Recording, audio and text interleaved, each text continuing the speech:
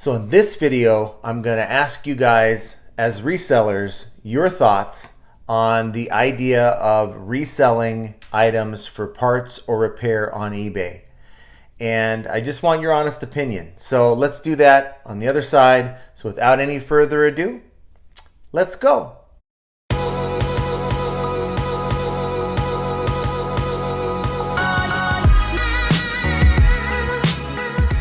Welcome back to the channel. This is John from Flippin Ain't Easy. For those of you who've never watched my videos before, I'm a full-time eBay reseller, and I make these videos to help other eBay sellers learn from my experiences and also learn from you as well. So before I begin, please do me a favor, hit that like button, consider subscribing to the channel, and for those of you out there who are already subscribed, I want to thank you. And please consider hitting that notification bell so you can be notified when I go live or make another video. Items sold on eBay for parts or repair. Now, it happens. In fact, from my understanding, the first item that was ever sold on eBay was a broken item. So it's sort of the spirit of eBay. You know, they have that category for a certain reason. They have anything from new to parts or repair. A lot of people take their items that may have issues, and instead of throwing them out, or maybe in some cases parting out the items, they choose to sell that item on eBay with whatever issues there are. And it could be something that maybe is a small defect in the item, and it could be anything all the way up to like a salvage item where it's just not working.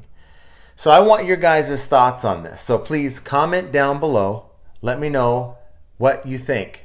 Now, in the liquidation world, and for those of you who haven't watched a lot of my videos, I buy a lot of my stuff. In fact, 99% of the stuff I resell is from liquidation. And that's how I source. I find it easier. It's a little faster way of doing it rather than going to yard sales and trying to beat people to, you know, this yard sale, go to that yard sale. It's just not my forte.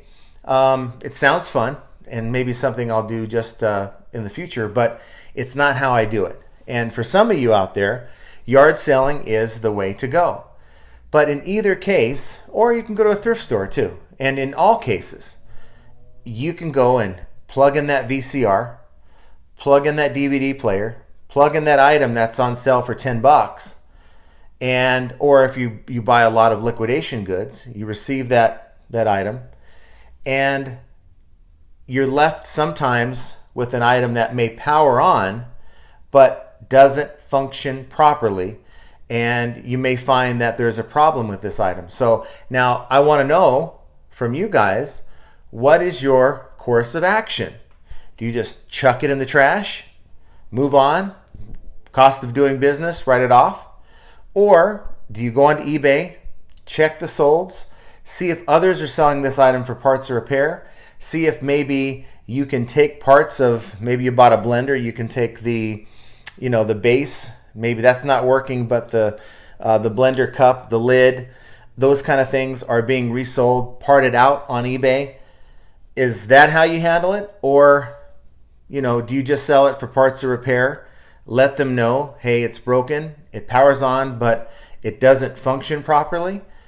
How do you do it? Let me know down below. Now, what I do is I will go on to eBay, check on the solds, and click on parts or repair in the search if it's available.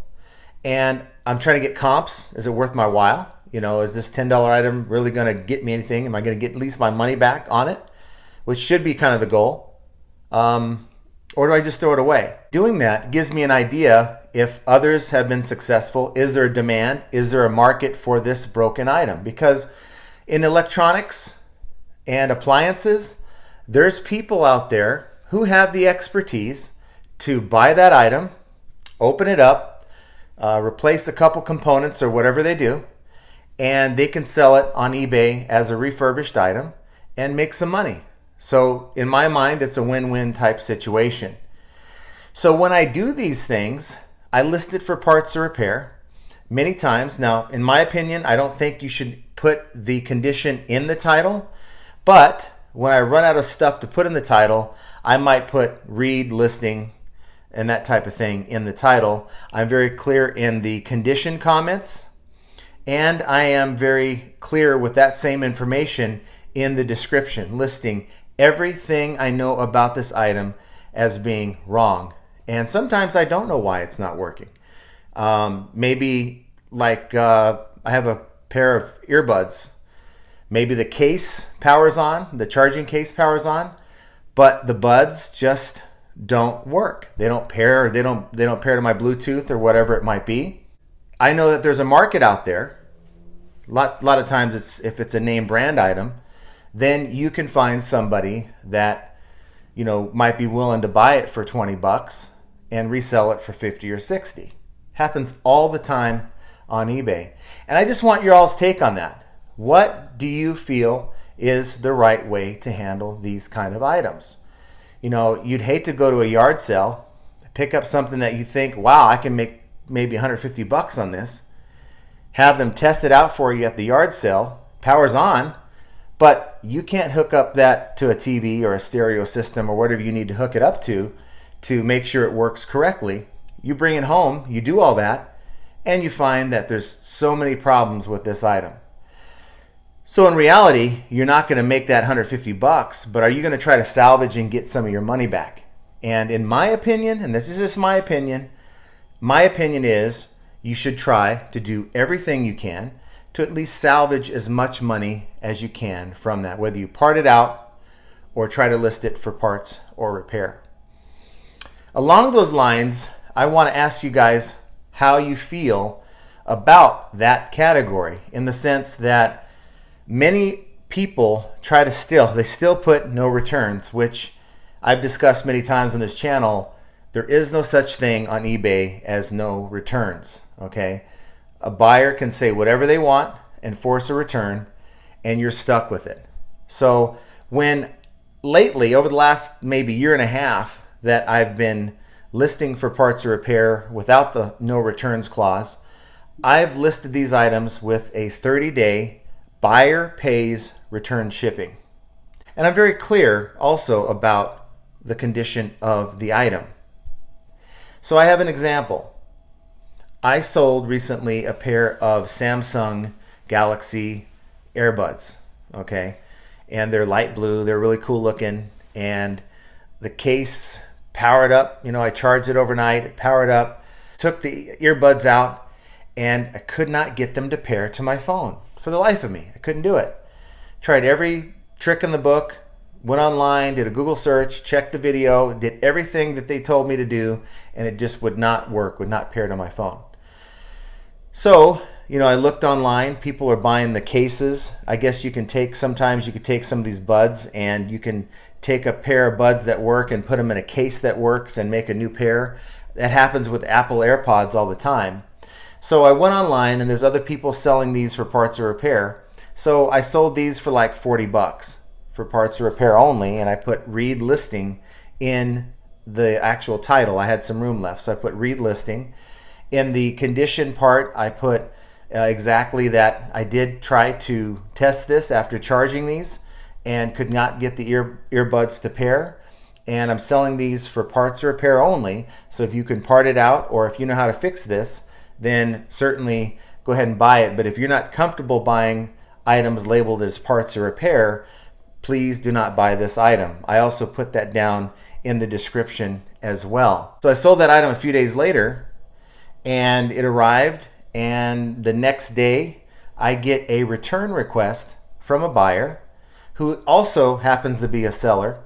So I looked at the return request, and they put on the return request, they put does not work as the reason. Now, the reason why this is important is because I offer 30-day returns where buyer pays for return shipping. And it's obvious the item doesn't work. That's why I listed it under parts or repair, and that's why I put specifically that I was not able to get it to work. What the buyer did, they bought this pair of earbuds.